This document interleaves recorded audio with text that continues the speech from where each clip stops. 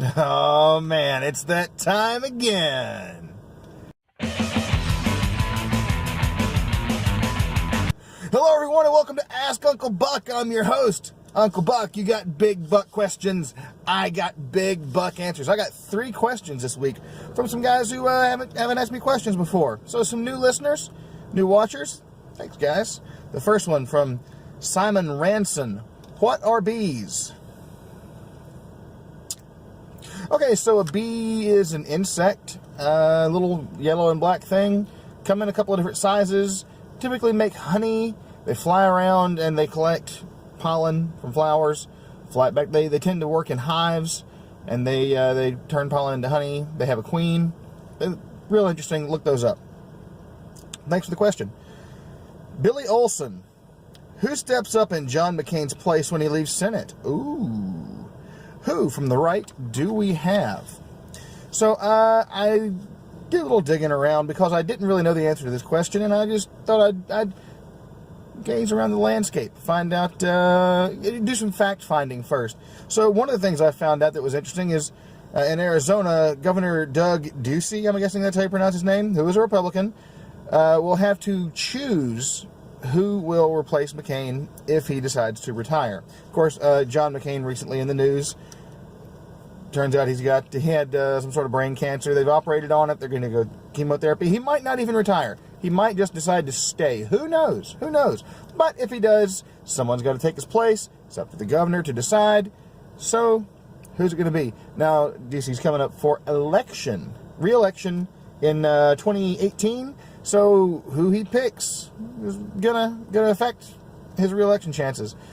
A lot of people right now are suspecting it's going to be Kelly Ward.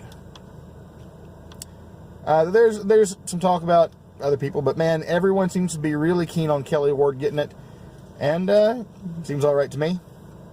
So that's really not my area of expertise, but it's always fun when I get a question like this that I can go and look up something and learn.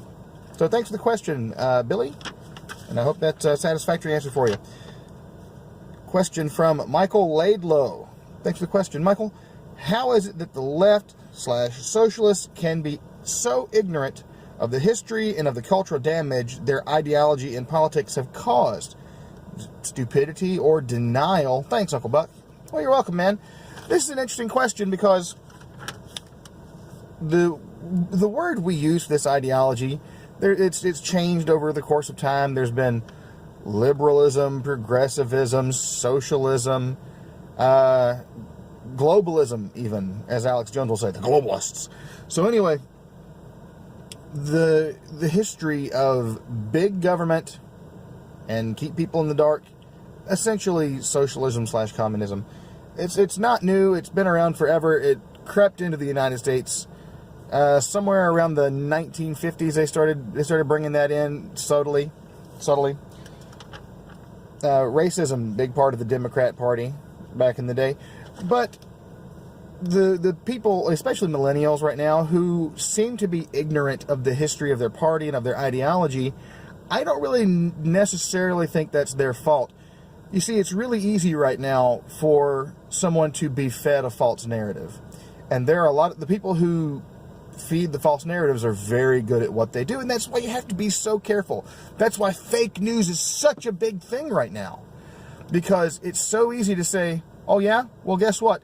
Back several decades ago, the people who were conservative and the people who were horrible people, they switched parties, and now it's the Democrat Party that's the good people, and the Republicans are the evil people, the racists. That's a real theory, by the way. So, unless you know to go and research this for yourself, you're going to believe what the people who you assume to be the good guys are going to tell you. And while there is some personal responsibility on that, when you're talking about so many social progressives, especially the younger ones, that's just what they know. They just trust the sources that they've been told to trust, because why wouldn't they? So that's again why it's on us on the right to just change culture every chance we get. That's why I make these videos. And especially encourage other people to start affecting culture, because culture is why we question something. If it's a meme in the culture to question authority, then people are going to question authority. If it's a meme in the culture to trust authority, people will trust authority. That's just how human beings work. We kind of work with a herd mentality. And right now, there's a big herd that tells a bunch of falsehoods about the history of certain political ideologies, party histories, etc., etc. So really, I think it boils down to herd mentality, and you got to fight. You got to mow the grass every day and bust through and give people that red pill. That's what you got to do, and that's why I do these videos. That's why I do my podcast, which is called Here's What I Don't Get. So thank you again, Michael, for the question, and I hope that helps out. Let me know your thoughts, man. Comment back. So for everyone else, this has been Ask Uncle Buck. I've been your host, Uncle Buck. You had big buck questions. I had big buck answers. We'll catch you guys next time. Bye-bye.